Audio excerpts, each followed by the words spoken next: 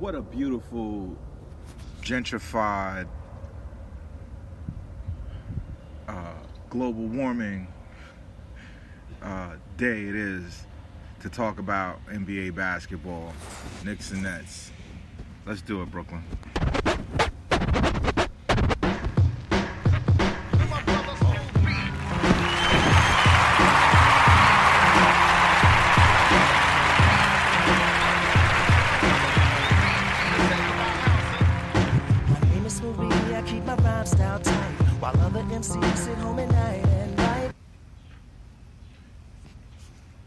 My last pod, I was supposed to do this pod with a Knicks fan friend. I was supposed to do last pod with a couple of Knicks fans too. I'm not feeling it. I feel like there's just so much more. Like it wasn't that I wasn't with having the petty conversations and the banter. I'm all about that. You guys, if you guys follow me on Twitter, you know I give Knicks fans bars. I make sure that they're reminded, what they said last year. And I'm not that cat, y'all. But I'm gonna sit there and exchange barbs with you. Actually, I'm totally that cat. I'm the one that's gonna show. I'm not gonna leave it alone, especially if what you're telling me is fake. So, look. Nets losing to the Knicks is eye-opening to some Nets fans.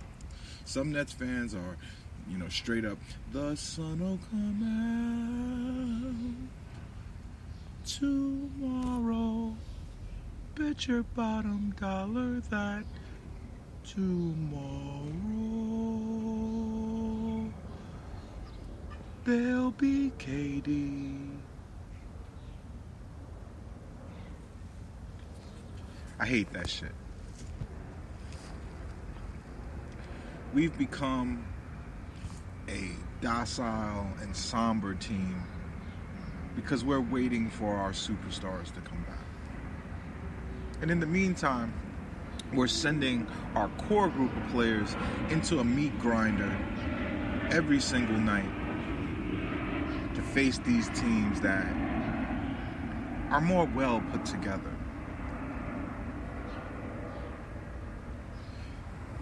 I feel like Sean Marks said, I got KD, I got Kyrie, my job's done here. Let's go.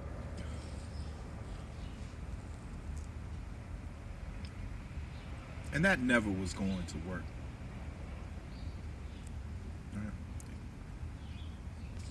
Am I concerned about Kyrie's injuries? No. Kyrie's injuries do not concern me. All of this talk from the Ian O'Connors and the reports coming out of this place and that place and this narrative being created by ESPN, it is so meaningless.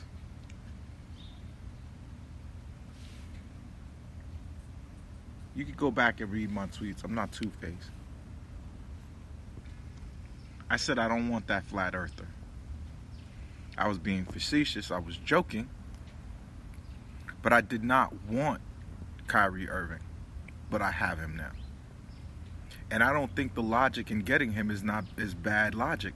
You just have to build a team around what Kyrie Irving has told you he is.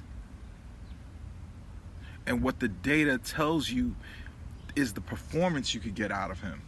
You know he's an injured player. You cannot come into the season with a Theo Pinson as your third string point guard. You cannot have Garrett Temple as your second string shooting guard. Other teams have way better players.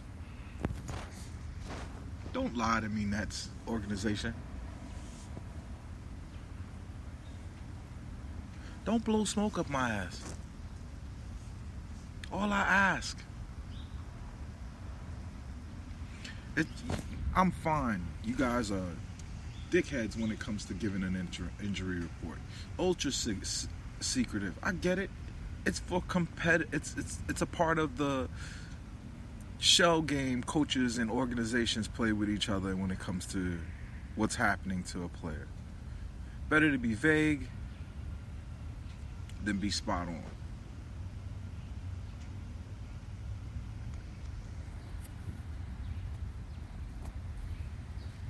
You don't want to tell your enemies what's going on with you.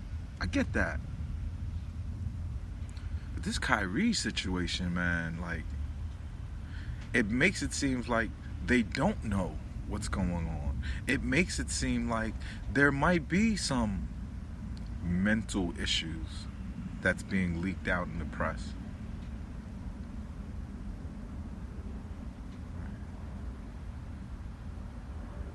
That shoulder, like, listen, I'm not saying Scoop B is the new Woj, but I know that kid has contacts. Somebody told him something that was credible. It may not be exactly right, but bottom line, Kyrie isn't playing, and we knew Kyrie wasn't going to play.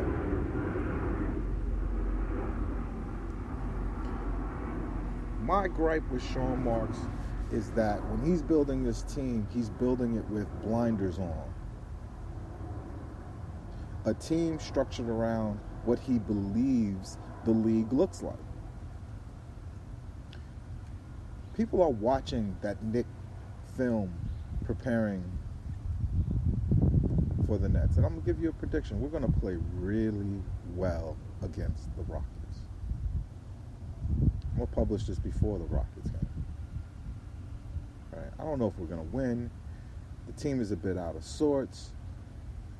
Losing Nwaba is a double punch to the gut. The league has figured out that Taurean Prince is not your standard dreadlocks basketball player, because every player with dreads plays the same. We all know that. They all play the same. If you got dreads in the NBA, you are a certain type of basketball player, typically. But that's where don't judge a book by its cover comes in. Right? Because Taurean Prince is no DeMar Carroll. Not even close.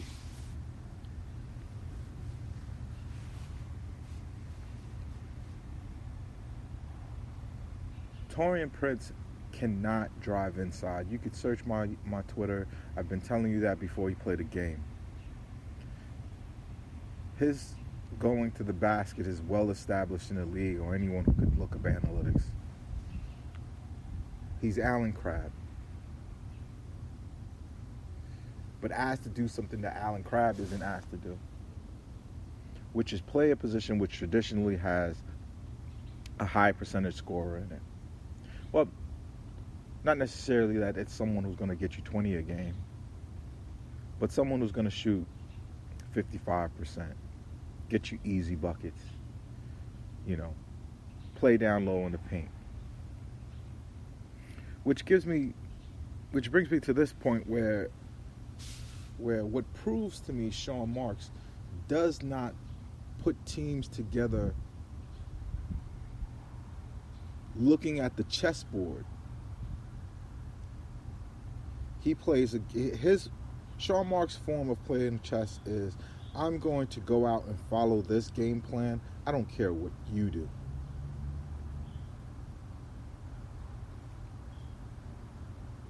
And I don't think that's a good method, because the NBA has changed. It has evolved. I keep saying that. You need a guy who could get you an easy bucket. Who could get you, you sell out to stop me, my three-point shot? You all the way out here? I'm going to the hoop. You have to have that guy. And you have to have the guy that eliminates that guy.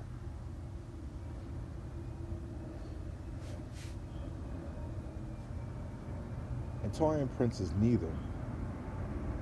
Which is putting a huge load on Jared Allen. I don't know if you guys paid attention to this in the Knicks game, but the Knicks, what they did was they formed a circle, like a triangle around Jared Allen. When Jared Allen would be rolling to the basket, they would have one guard to hedge on him and Dinwiddie. Then have a big and a power forward, or big and a center and a small forward. They would basically form this triangle around Jared Allen where the lob was just not going to work.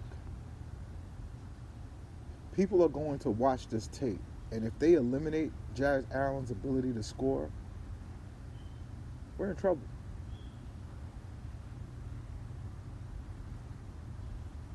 If teams figure out that the Nets were only getting those easy 20 points, only getting those, that requisite balance of low post scoring from lobs and dunks, then we're in trouble.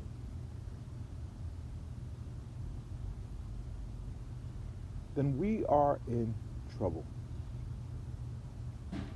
And that's what happens to the league. The league takes away the one thing that you do well, and you have to counter it. That counter should be coming from Garrett Temple or Taurean Prince. Both of them should not be in the starting lineup under any circumstances.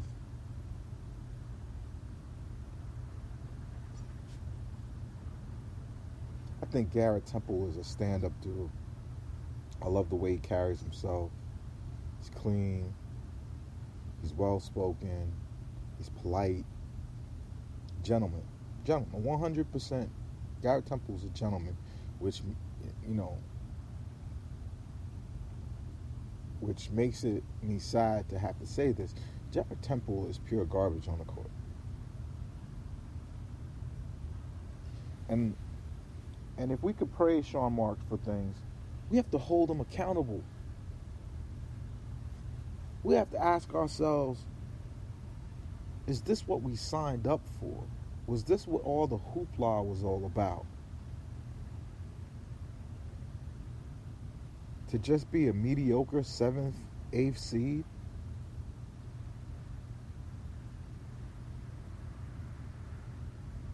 And we're supposed to sweep the Knicks. I don't care who's injured. Nobody's supposed to lose to them. And yeah, they had a bad shooting night, but they should have been able to counteract that with getting some points in the paint in a different way, like good teams do. The shot is not going down. We're going to score buckets in the paint. Do you understand how, if Sean Marks didn't sign Kyrie and KD, how would we be looking at not signing Carmelo Anthony? Like, the illogic of it, that with all of the problems that the Nets have, that adding another Iman Shumpert to the mix was the way to go. It's laughable. And Carmelo Anthony would have signed with the Knicks. He would have taken the minimum, and he would have been on his best behavior just because he gets to see his son go to school every day in the city that he plays ball. His office is right there on Dumbo. I'm not going to disrespect Melo and give the address, but he used to be my neighbor, office-wise. He would have loved to play in Brooklyn.